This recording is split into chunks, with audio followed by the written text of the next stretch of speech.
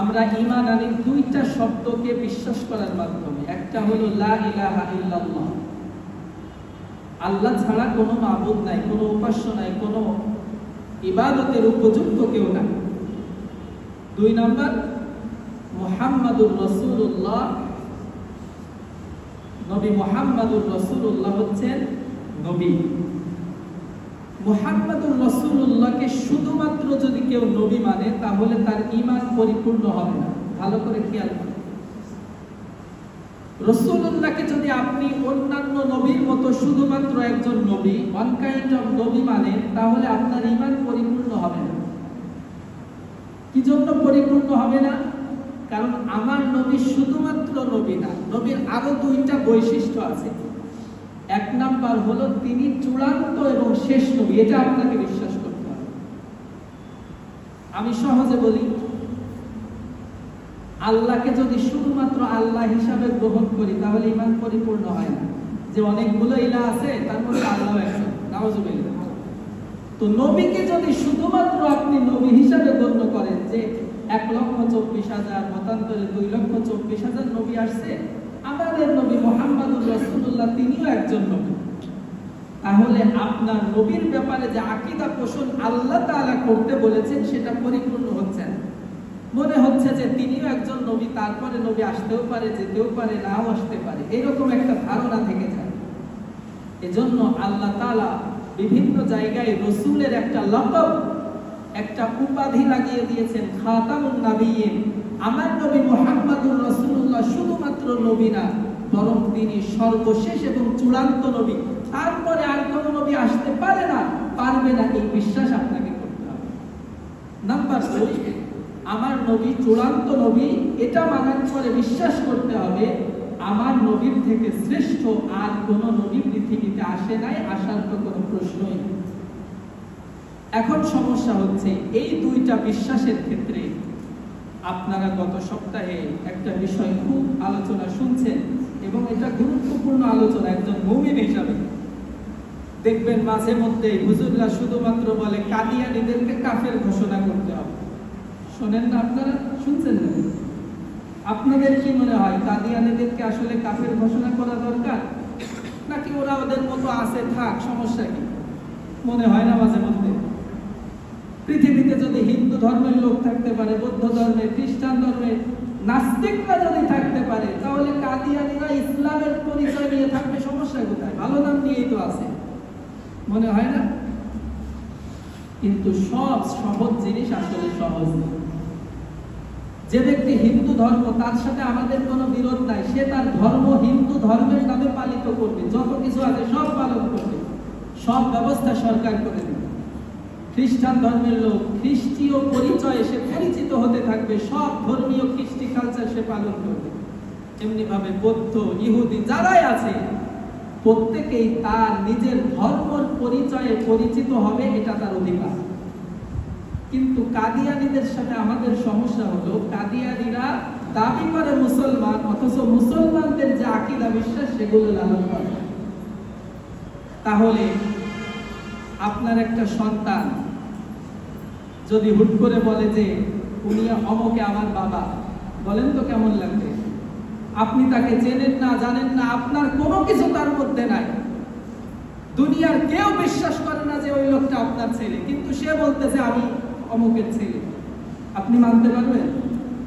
আপনি বলতে পারেন না যে কত মানুষই তো দুনিয়াতে আছে আমারে মহব্বত করে বাবা ডাকে, ও একজন ডাকুক, সমস্যা কোথায়?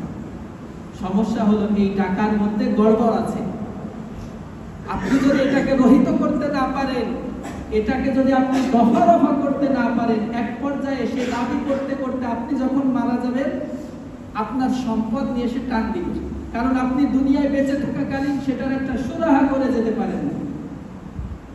তো কাদিয়ানীদের সমস্যা হলো তারা দাবি করে মুসলমান, কিন্তু মুসলমানদের যে আকীদা বিশ্বাস লালন করা দরকার, বিশ্বাস করা দরকার, সেগুলো করে না। এজন্য দেখবেন মাঝে মধ্যে হুজুররা বলে না কাদিয়ানীদেরকে কাফের ঘোষণা করতে হবে, অর্থাৎ দুনিয়াতে আমরা বেঁচে থাকা অবস্থায় যেন দেখে যেতে পারি কাদিয়ানীরা কাফের পরিচয়ে পরিচিত, আল্লাহর দরবারে যেন আমাকে হিসাব দিতে না হয়, জবাবদিহিতার কাঠগড়ায় না দাঁড়াতে হয়, আল্লাহ তাআলা যদি বলে ফেলে কাদিয়ানীরা তো ইসলামের কোনো কিছু মানত না, তো তারা যে মুসলমান দাবি করে বসে থাকতো, তোমরা দুনিয়াতে কি করে আসছো? আমার নবী মুহাম্মদুর রাসূলুল্লাহ যদি বলে কাদিয়ানীরা তো আমাকে শেষ নবী মানত না, তোমরাও তো তখন ছিলে জীবিত, তো তোমরা কি করে আসছো? তোমরা কোনো সুরাহা করে আসছো নাকি চুপচাপ ছিলে? মজার ব্যাপার হলো, গুরুত্বপূর্ণ বিষয়, আমাদের সমাজের এক শ্রেণীর সুশীল সমাজ, এরা এই যে আমি প্রথম যে কথাটা বললাম যে কত ধর্মের মানুষ আমার দেশে বসবাস করে, তাদেরকে নিয়ে হুজুরদের মাথা ব্যথা নাই, শুধুমাত্র কাদিয়ানীদেরকে মাঝে মধ্যে বলে কাফের ঘোষণা করতে হবে, কাফের ঘোষণা করতে হবে, এটা নিয়ে। আসলে এখানে বড় একটা সমস্যা। আপনি যদি আপনার ঈমান রক্ষা করতে চান, তাহলে আপনাকে এই আওয়াজ তুলতেই হবে। জোরে বলুন ঠিক কিনা? হাদিস থেকে বলছি।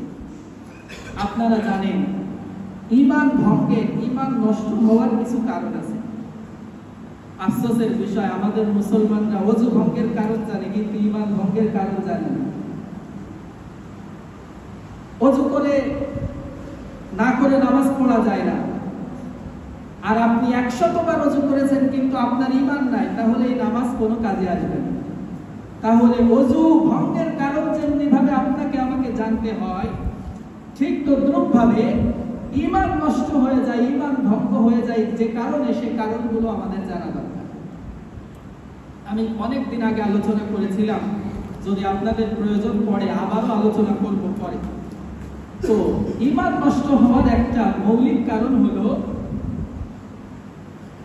তাকযীবু শাইইন বিমা জাআ বিহি নবী আলাইহিস সালাতু ওয়াস সালাম। আল্লাহ নবী আল্লাহ তাআলার পক্ষ থেকে শরীয়ত হিসাবে, ইসলামের বিধান হিসাবে যত বিধান নিয়ে এসেছে, সবগুলো বিধানের কোনো একটাকে কেউ যদি অস্বীকার করে, অন্য জায়গায় এসেছে অস্বীকার করা লাগবে না, শুধুমাত্র যদি ইহানত করে, তুচ্ছ তাচ্ছিল্য করে, তাহলে তার ঈমান থাকবে। তাহলে এই যে আমরা যারা মাঝে মধ্যে কাদিয়ানীদেরকে কাফের ঘোষণার জন্য উঠে পড়ে লাগে আপনাদের পরিভাষায়, এটা কি জন্য? এটা হলো আল্লাহর নবীকে যা যা দিয়ে আল্লাহ তাআলা পাঠিয়েছেন তার কোনো একটা যদি কেউ অস্বীকার করে, সে ঈমানদার থাকতে পারবে না, কাফের হয়ে যাবে। মজার ব্যাপার হলো, এই যে যারা কাফের হয়ে যাচ্ছে, আল্লাহ তাআলা আনিত যে কোনো একটা বিধানকে অস্বীকারের মাধ্যমে আমরা যদি সুশীল সেজে ওই মানুষগুলোকে কাফের না বলি, আমরা কাফের হয়ে যাচ্ছি। জোরে বলুন না? এটা ইসলামের একটা মৌলিক বিধান। ঈমান ভঙ্গের 10টা কারণ আছে, তার মধ্যে একটা কারণ হলো আল্লাহ ইউকাল আল কাফিরু আল মুশরিকা। কোন মুশরিককে যদি কেউ কাফের না মনে করে, সেও কাফের হয়ে যাবে। সুতরাং হুজুররা কি জন্য লাফাই বুঝছেন তো? এই লাফানো আপনারও দরকার আছে না নাই? কারণ একজন যদি সুস্পষ্ট কাফের হয়ে যায়, কুফরি কোনো কর্মকাণ্ডে লিপ্ত থাকে, তাহলে সেই লোককে কাফের বলা আমার ঈমানি দায়িত্ব। এখানে সুশীলগিরির কোনো সুযোগ নাই, এখানে আপনি ভদ্রতা দেখানোর কোনো সুযোগ নাই। এখানে অবশ্যই আপনাকে আওয়াজ তুলতে হবে, তা নাহলে আপনিও কাফের। এজন্যই মূলত আলেম ওলামারা মাঝে মধ্যে এই ঘোষণাটা করতে চান। এটা তো কোনো স্বাভাবিক ব্যাপার। আপনি কাদিয়ানীরা যে সমস্ত আমি আপনাদেরকে শোনাবো, তারা কি কারণে কাফের, আপনারা যে কাফের বলতে ইতস্তত বোধ করেন, এটা হচ্ছে আমাদের না জানার কারণে। আপনার যদি জানা থাকে কাদিয়ানীরা কি কি আকীদা পোষণ করে, এগুলো স্পষ্ট থাকলে আপনার আর কাদিয়ানীদেরকে কাফের বলতে সংশয় লাগবে না। সম্মানিত হাজিরিন, পৃথিবীর অনেক রাষ্ট্রে কাদিয়ানীদের কার্যক্রম নিষিদ্ধ, তাদেরকে কাফের ঘোষণা করা হয়েছে রাষ্ট্রীয়ভাবে। আমরা হতভাগা, সেজন্য আমাদের বাংলাদেশে 90+ মুসলমান থাকা সত্ত্বেও আমরা কাদিয়ানীদেরকে মুসলমান ঘোষণা করার হিম্মত আমাদের হয় না। এটা আমাদের ইমানি দুর্বলতা। জোরে বলুন ঠিক কিনা? সম্মানিত হাজিরিন, এখন প্রশ্ন হলো, হুজুর কাদিয়ানীদেরকে আমরা কাফের কেন বলবো? কাদিয়ানীদেরকে কাফের কেন বলবো? এই প্রশ্নের উত্তর হলো, সর্বপ্রথম কাদিয়ানীদের যে সমস্ত বই, লিখিত বক্তব্য আছে, তাদের যে খলিফা আছে, তাদের যে প্রচারকরা আছে, তাদের এখানে কথা বলে কেউ কথা বলে? এখানে কথা বলেন না, ডিস্টার্ব হয়। কাদিয়ানীদেরকে কাফের যে কারণে বলবো তার একটা হলো, আমরা যে ইসলাম পালন করি তারা সেই ইসলাম পালন করে না। এবং তাদের লিখিত বক্তব্য থেকে আমি আপনাদেরকে পড়ে শোনাবো। তারা নিজেরাই বলছে, আমরা যে ইসলাম ফলো করি এই ইসলাম কাদিয়ানীদের ইসলাম। তো আমাদের ইসলাম যদি তাদের ইসলাম না হয়, তাহলে আমাদের ইসলামের পরিচয় কেন তারা পরিচিত হবে? মির্জা গোলাম কাদিয়ানী, ওনার বড় ছেলে নাম হলো বশিরউদ্দিন মাহমুদ। উনি একটা কিতাব লিখেছেন, ওই কিতাবের মধ্যে উনি নিজেই উল্লেখ করতেছেন, ওনাকে কেউ একজন প্রশ্ন করছে, হযরত माई मदऊ ने फरमाया उनका इस्लाम और इस्लाम हमारा है। मुहम्मदुर रसूलुल्लाह जे इस्लाम और हमारे जे इस्लाम, कादियानीদের যে ইসলাম এটা আলাদা। उनका खुदा है और हमारा खुदा है। নবী মুহাম্মাদের উম্মতেরও খুদা আছে, আমাদেরও আরেকজন খুদা আছে। हमारा हज है और उनका भी हज है। আমাদেরও এক ধরনের হজ আছে, ওনাদেরও আরেক ধরনের হজ আছে। और इसी तरह इस बात में कोई इख्तिलाफ नहीं है कि हर बात में इख्तिलाफ है। একতার মধ্যে কোনো সন্দেহ নাই যে ইসলামের প্রত্যেকটা বিধানের ব্যাপারে আমাদের যেমন নিয়ম নীতি আছে, উম্মতে মুহাম্মাদের ইসলামের মধ্যে আলাদা আলাদা নিয়ম নীতি আছে। একথা বলে তিনি বোঝাতে যাচ্ছেন, আমরা যে ইসলাম ফলো করি এই ইসলামটা মূলত তাদের ইসলাম না, তাদের আলাদা ইসলাম আছে।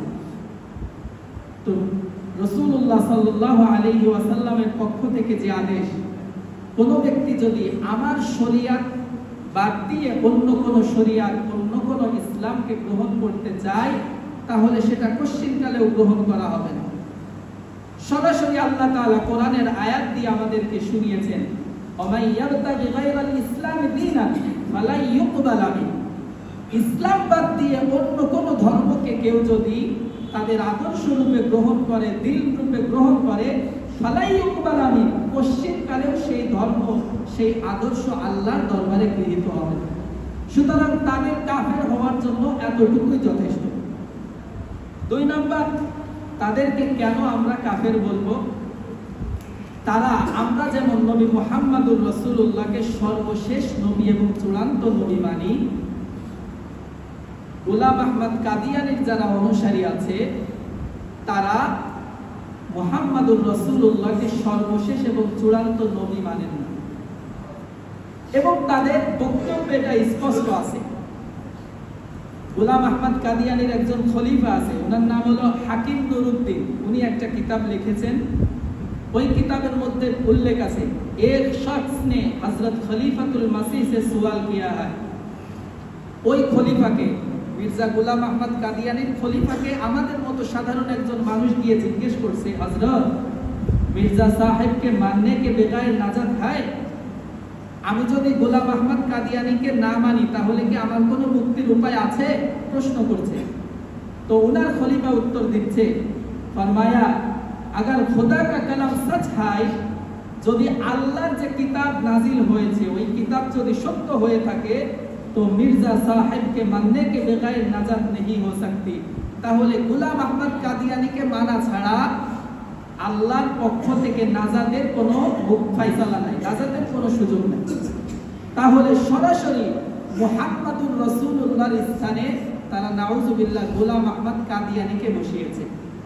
এবং তারা বলছে মুহাম্মদুর রাসূলুল্লাহর পরে আরেকজন নবী আসতে পারে, এবং অবশ্যই এসেছে। সেই নবী হলো মির্জা গোলাম আহমদ কাদিয়ানী। উনাকে কেউ যদি না মানে তাহলে মুক্তির কোনো উপায় তাদের নাই। এবার শুনেন আল্লাহর নবী সাল্লাল্লাহু আলাইহি ওয়াসাল্লামের ব্যাপারে কি বলেন।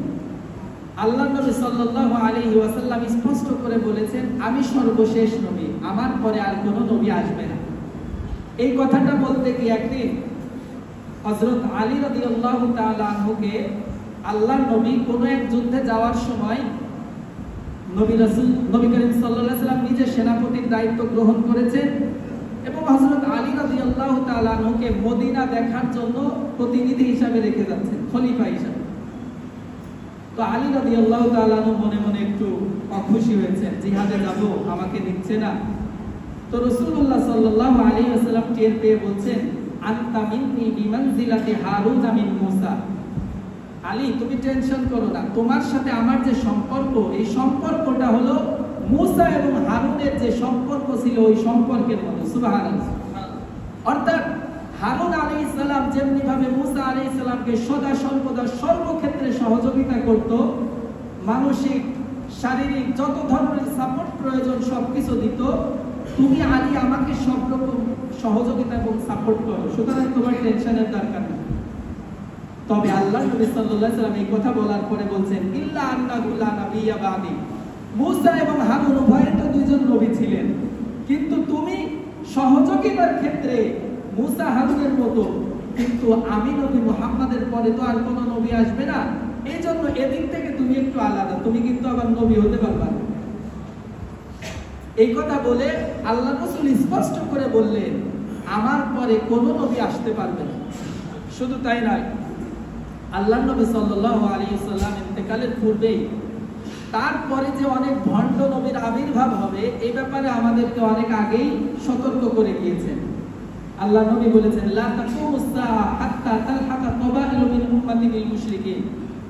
ততদিন পর্যন্ত কিয়ামত সংঘটিত হবে না যতদিন পর্যন্ত মুসলমানদের একটা দল মুশরিকদের সাথে মিলিত না হবে। নাউযুবিল্লাহি মিন যালিক। ওয়া হাত্তা ইয়াবুদুল আওসান, শুধু মুশরিকদের সাথে মিলিত হবে তাই না, বরং মুশরিকদের সাথে মিলিত হয়ে এক পর্যায়ে তাদের প্রতিমা পূজা শুরু করে দেবে। নাউযুবিল্লাহি মিন যালিক। নাম্বার 2, ওয়া আন্নাহু সায়াকুনু ফি উম্মতি 30 কাযাবুন। আমার ইন্তেকালের পরে, দুনিয়া থেকে আমার চলে যাওয়ার পরে আমার উম্মতের মধ্য থেকে 30 জন নবী দাবি করবে। আল্লাহ নবী সাল্লাল্লাহু আলাইহি ওয়াসাল্লাম একেবারে স্পষ্ট করে বলে দিয়েছেন 30 জন নবী দাবি করবে। এই হাদিসের ব্যাখ্যা আছে, প্রায় 28-29 জন হয়ে গেছে। কেউ কেউ বলছেন মির্জা গোলাম আহমদ কাদিয়ানী ইনি ছিল সর্বশেষ 30 নাম্বার। তো আল্লাহ নবী বলেছেন 30 জন মিথ্যা নবীর দাবিদার দাবি করবে। কুল্লুহুম ইয়াজামু আন্নাহু নাবিয়্যুম মিনাল্লাহ। প্রত্যেকেই দাবি করবে যে সে আল্লাহ তাআলার পক্ষ থেকে প্রেরিত নবী। কিন্তু আমি তোমাদেরকে জানিয়ে দিচ্ছি, ওয়া আনা খাতামুন নাবিয়্যিন লা নাবিয়্যা বাদি। তোমরা ভালো করে শুনে রাখো, আমি হলাম সর্বশেষ এবং চূড়ান্ত নবী, আমার পরে কিন্তু আর কোনো নবী আসবে না। সম্মানিত হাজিরিন, সর্বশেষ যেই কথাটা বলতে চাই হাদিস থেকে, সেটা হলো আল্লাহ নবী সাল্লাল্লাহু আলাইহি ওয়াসাল্লাম আমাদেরকে সতর্ক করে গেছেন, বাদিরু বিল আমালি ফিতানান। ও আমার উম্মতরা শুনে রাখো, ফিতনা আসার আগে আগে তোমরা আমলের প্রতি ধাবিত হও, যা কিছু নেক আমল করার আগে আগে করে নাও। কারণ একটা পর্যায়ে লিফাতাইল লাইলিল মুজলিম, ফিতনা এমন ভাবে তোমাদের কাছে আসবে, কেমন যেন তাসবিহের দানা খুলে দিলে উপর থেকে যদি ছেড়ে দাও, একটার পর একটা যেমন ভাবে দানা পড়তে থাকবে, অন্ধকার আমাবস্যার রাতের মতো তোমাদের কাছে একটার পর একটা এরকম ফিতনা আসতে থাকবে। সুতরাং ওই ফিতনা আসার আগেই তোমরা নেক আমলের প্রতি ধাবিত হও। আল্লাহ নবী আরো বলেছেন, ইসবিহুর রাজুল মুমিনা ওয়া ইউমসি কাফিরা। সকালবেলা একজন মানুষ ঘুম থেকে ঈমান নিয়ে উঠবে, কিন্তু সন্ধ্যায় আবার যখন ঘুমাতে যাবে দেখবে সে ঈমান হারা। ওয়া ইউমসি মুমিনা ওয়া ইউমসি কাফিরা। আবার এমনও অনেক মানুষ থাকবে সন্ধ্যায় ঈমান নিয়ে যাবে, কিন্তু সকাল হওয়ার পরে তা আবার ঈমান থাকবে না। এই হাদিসের ব্যাখ্যা করতে গিয়ে মুহাদ্দিসিনে কেরাম লিখেছেন, ঈমান তো স্বাভাবিক কোনো গুনার কারণে চলে যায় না। সাপোজ মনে করেন আপনি ফজরের নামাজ পড়েন না, তার মানে কি আপনার ঈমান চলে গেছে? না। তাহলে কি এমন কাজ? এমন কাজ হলো আপনার বিশ্বাসগত জায়গা থেকে আপনি সরে যাচ্ছেন। আপনার আকীদা, ইসলামের প্রতি যে বিশ্বাসগুলো আপনাকে রাখতেই হতো সেগুলোর মধ্যে আপনার গড়বড় হয়ে যাচ্ছে।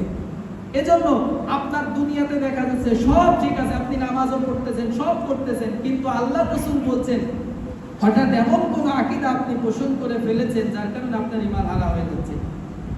তো ঈমান ভঙ্গের একটা কারণ হলো, আমি বলেছি যে ইসলামের কোন বিধানকে কেউ যদি অস্বীকার করে, শুধু অস্বীকার না, বরং আপনি যদি তুচ্ছ তাচ্ছিল্য করেন, ইহানাত করেন অথবা সংশয় করেন, তাহলে আপনার ঈমান চলে যাবে। এই যে এখন যারা আছেন, সতর্ক করে আপনাদেরকে বলছি, আলেম ওলামারা কাদিয়ানীদেরকে কাফের ঘোষণা করার জন্য উঠে পড়ে লেগেছে। আপনাদের অনেকের মনে হচ্ছে এটার দরকার কি, এই ঝামেলা না করলেও তো হইতো। তার মানে তাদের কাছে মনে হচ্ছে কাদিয়ানীদের এই বিষয়টা ঠিক আছে, হিন্দু বৌদ্ধ অন্যান্য ধর্মের লোকেরা যেমনি ভাবে দুনিয়াতে আমাদের দেশে বসবাস করছে, কাদিয়ানীরা ওইভাবে করতেছে, সমস্যা কি? তার মানে কাদিয়ানীদের কুফরি শিরকি কার্যক্রম আপনার সামনে স্পষ্ট থাকা সত্ত্বেও আপনি কাদিয়ানীদেরকে কাফের বলতে ইতস্তত বোধ করছেন, এটা আপনার ঈমান চলে যাওয়ার জন্য যথেষ্ট। নাউযুবিল্লাহি মিন যালিক। এজন্য সম্মানিত মুসল্লিয়ানে কেরাম, আপনাদের কাছে উদাত্ত আহ্বান থাকবে, আলেম ওলামারা স্বাভাবিক কোনো বিষয় নিয়ে নাক গলান না। কত আলেম নির্যাতিত হয়েছে ব্যক্তিগত পর্যায়ে, কেউ কি কোনো দাঙ্গামা হামলা এগুলো কোনো ভাঙচুর এগুলো করেছে? করে নাই। আলেম ওলামারা চান আপনাদের আমাদের ঈমান যেন রক্ষিত থাকে। দুনিয়াতে আপনার শারীরিক কত নির্যাতন হয়ে যাচ্ছে, কোনো ব্যাপারে তারা নাক গলান না, কথা বলেন না, কিন্তু ঈমানের ব্যাপারে যখন খটকা চলে আসে, ঈমান নিয়ে যখন টানাটানি শুরু হয়ে যায়, তখন আলেম ওলামারা চুপ করে থাকতে পারেন। কারণ হাদিস তো আছে, তোমাদের সামনে যখন অন্যায়ের প্রতিবাদ বন্ধ হয়ে যাবে, তখন তোমরা সারাদিন সারা রাত দোয়া করতে থাকবে, তারপরেও তোমাদের দোয়া কবুল হবে না। এজন্য একটা শ্রেণীর মানুষ যদি এই অপরাধ অন্যায়ের বিরুদ্ধে সোচ্চার না থাকে, তাহলে আমাদের সকলের উপরই আযাব পতিত হবে। আল্লাহ তাআলা আমাদের সকলকে বোঝার এবং আমল করার তৌফিক দান করুন।